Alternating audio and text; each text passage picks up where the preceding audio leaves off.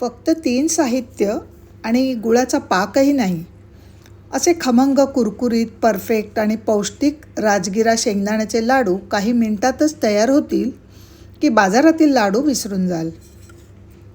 उपवास असो किंवा रोजचा हेल्दी स्नॅक, हे पौष्टिक लाडू एकदा खाल्ले की तुम्ही पुन्हा पुन्हा घरीच बनवाल.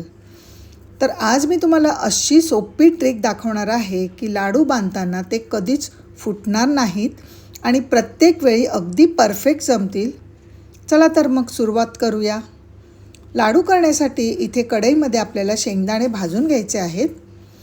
इथे मी 1 वाटी शेंगदाणे घेतलेत. आता हे शेंगदाणे लहान गॅसवर काळे ठिपके येईपर्यंत भाजून घ्यायचे आहेत, म्हणजे लाडूला सुद्धा छान खमंग चव येते आणि लाडूचा टिकाऊपणा वाढतो.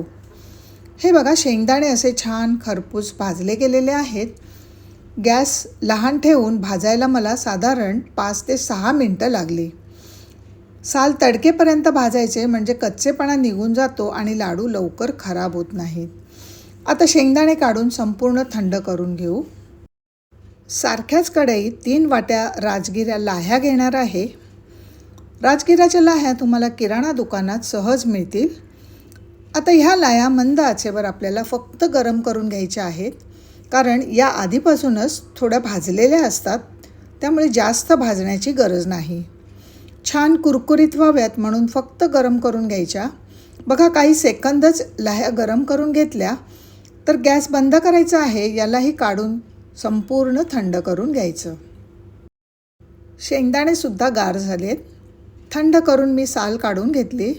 तुम्ही पाहिजे तर सालासकट वापरू शकता. आता हे शेंगदाणे आपल्याला मिक्सरमधून बारीक करून घ्यायचे आहेत. हे बघा, शेंगदाणे मी असे सरभरीत वाटून घेतलेत. खूप जास्त जाड किंवा खूप जास्त बारीकही करायचे नाहीत. याला भाजून घेतलेल्या राजगिऱ्यामध्येच काढून घेणार आहे. राजगिरा आणि शेंगदाणे एकजीव करून घेणार आहे. यामध्ये आपल्याला बारीक चिरलेला गूळ घालायचा आहे. मी 1 वाटी बारीक चिरलेला गूळ घेणार आहे. गुळाचं प्रमाण तुम्हाला तुमच्या चवीनुसार ॲडजस्ट करायचं आहे. आता याला मी व्यवस्थित मिक्स करून घेणार आहे. चांगलं मिक्स करून घेतलं. आता याला चांगलं बाइंडिंग यावं, अगदी गूळ, शेंगदाणे, राजगिरा हे सर्व व्यवस्थित मिसळलं जावं म्हणून आपण याला मिक्सरमधून थोडंसं फिरवून घ्यायचं. तर मिक्सरमधून फिरवताना गूळ मिसळला जाईल एवढंच फिरवायचं आहे. साधारण पल्स मोडवर 1 ते 2 वेळा फिरवून घ्यायचं. मिक्सरमधून असं एकजीव करून घेतलं. थोडंसं मिश्रण हाताने गोळा करून एकदा असं चेक करा, याला व्यवस्थित बाइंडिंग येतं आहे. आपलं मिश्रण बरोबर आहे, पण जर का तुम्हाला वाटलं मिश्रण कोरडं आहे तर थोडंसं अगदी तूप घाला आणि मग पुन्हा मिक्सरमध्ये बारीक करून घ्या. आता सगळं मिश्रण आपण असंच बारीक करून घेतलं तर बघा, छान बाइंडिंग येत आहे.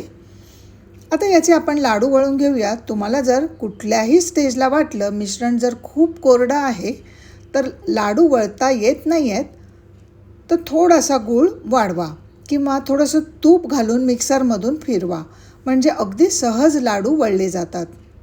अगदी सहज लाडू वळला गेला, कुठेही पाक केला नाही तरी मस्त खुसखुशीत राजगिरा आणि शेंगदाणा लाडू तयार झाले.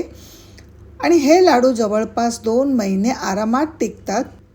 तर मी सगळे लाडू असेच करून घेतले.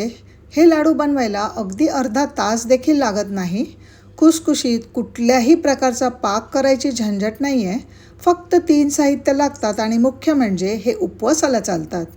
आणि मुलांच्या डब्याला किंवा रोज सकाळी 1 लाडू खाल्ला तरीसुद्धा अगदी पोटभरीचा होतो.